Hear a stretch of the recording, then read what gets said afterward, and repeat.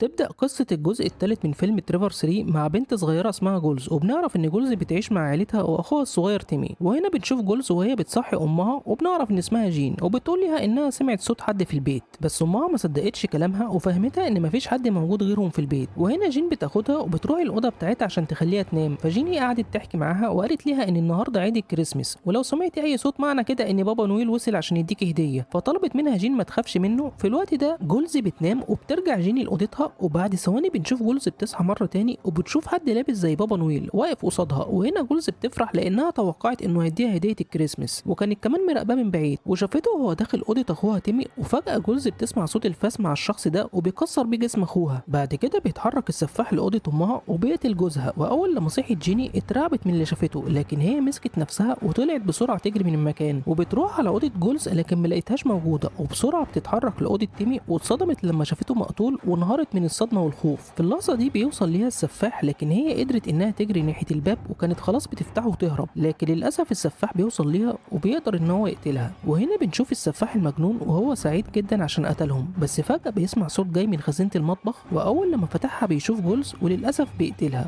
وبكده بيكون خلص على العيلة كلها.